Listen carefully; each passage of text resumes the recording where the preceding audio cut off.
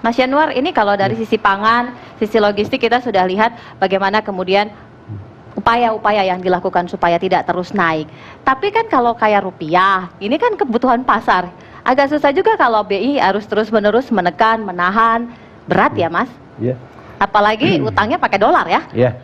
Jadi gini, kalau ngelihat pasar keuangan, sebetulnya dari Juni 2019 ya, sinyalnya tuh udah cukup jelas dari The Fed. The Fed itu kelihatan sekali pengen mengulang yang namanya quantitative easing. Jadi artinya bahwa ternyata perang dagang yang dia lakukan dengan Cina itu tidak cukup berhasil. Sebetulnya alasannya bisa dilihat dari tipe aset keluarga di Amerika Serikat. Ternyata dari mulai 2008 sampai dengan Mei 2019, jadi dengan beberapa kali quantitative easing 1, 2, kemudian tapering off, ternyata harapan bahwa struktur income-nya itu diganti oleh sektor real dari pendapatan yang didapat dari perang dagang tidak tercapai. Jadi masyarakat Amerika mengandalkan utilisasi aset. Nah, kalau dia mengandalkan utilisasi aset, di tengah juga perang dagang belum tuntas, maka mau nggak mau harus ada transmisi baru di pasar keuangan. Nah, gampangnya kalau pasar keuangan sudah terlalu price-nya terlalu ke atas, maka dia harus ke bawah lagi agar dia bisa cetak uang di pasar keuangan. Jadi jangan dianggap bahwa pasar keuangan ke bawah itu tidak baik loh untuk orang-orang fund manager di pasar keuangan, karena tergantung posisi Anda. Tapi kalau kita bawanya ke dalam politik ekonomi, orang tentu, wah ini ada apa? Jadi, gorengnya lebih gampang gitu ya. Lebih gampang. Jadi kalau kita lihat dari statementnya Fed, chairman-nya di Juni 2019 diikuti oleh Bank Sentral Cina dan sebagainya, memang kita akan kembali ke era 2009, era inflasi rendah. Ya, baik. Nah, ini juga yang sebetulnya kelihatan di harga minyak ya. Cuman kemudian ada isu besar corona ini. Nah, isu besar corona ini sama juga dengan ketika 2008 di Wall Street ada isu besar gagal bayar subprime.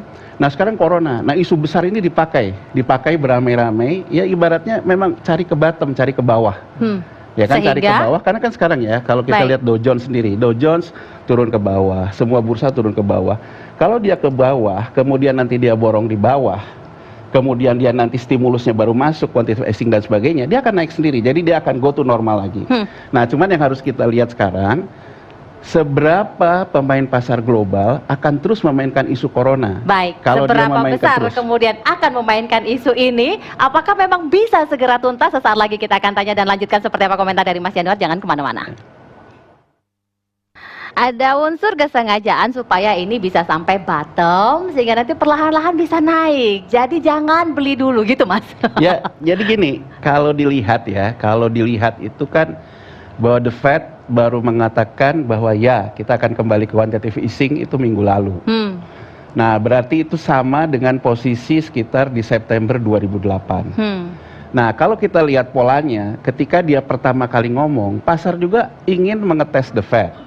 Dengan kata lain, Anda tuh mau seberapa besar sih ngeguyurnya. Kalau misalnya guyurannya masih cemen atau masih kecil-kecilan, ya pasar tentu akan terus memainkan isu ini corona nih ke bawah. Kalau Indonesia sudah cukup banyak belum guyurnya? Indonesia persoalannya adalah kita itu banyak uang itu, jadi kan gini, orang kaya di negara maju dia coba mencari kekayaan dari ngegoreng portofolio.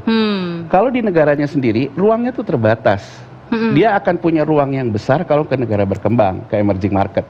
Jadi suka nggak suka kita akan ikut polanya dengan pola si negara maju yang apa ibaratnya ngedribble bola ke depan, umpan ke depan yang akan kena ke kita.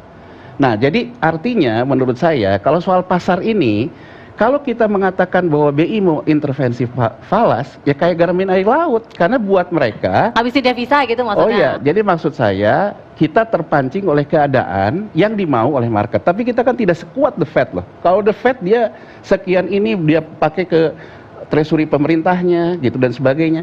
Nah, kalau kita melakukan itu menurut saya kita akan buang-buang tenaga, termasuk misalnya persoalan buyback BUMN.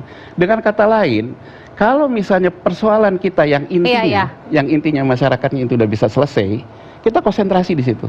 Karena gini, saya mungkin di titik ini saya singkat aja. Yang paling mengkhawatirkan kalau nanti akibat kita debat lockdown nggak lockdown gitu ya, yang akhirnya menjadi krisis politik di kita. Kalau ada krisis politik di kita, akan tambah lagi tuh mecin-nya tuh. Oh. Yang tadinya mecin-nya ada mecin global, ada mecin persoalan politik di kita. Internal. Itu kita akan betul-betul ke bawah, ke dalam dasar yang ujungnya adalah take over yang dikatakan oleh Mahathir Muhammad hari ini. Ini Mahathir juga kan- yang urusan rupiah juga gini Iya, Mahathir kasusnya. kan mengatakan hari ini bahwa ini lebih kompleks dari 98. Karena kalau 98 permainannya antar corporate level. Kalau sekarang kan konfliknya dibuat di antar masyarakat. Oke. Jadi kalau misalnya katakan saja ya, dengan yang tadi dikatakan oleh Peter ya dari KOR, bahwa kalau misalnya miskin perkotaannya terhenti transaksinya karena orang menghentikan aktivitasnya di rumah, Iya. ini kan akan jadi masalah besar. Nah kalau ini jadi masalah besar, digiring ke politik, makin jadi. Jadi menurut saya, sudahlah, janganlah kita Iya, terlalu iya. banyak berdebat lockdown nggak lockdown, kemudian yang akhirnya dipolarisasi ke rasa pilpres, rasa pilkada, selesai lah udah. Ini Iya. kalau kita tidak bisa menyelesaikan itu, Iya, iya. kita bisa selesai. Kita coba tanya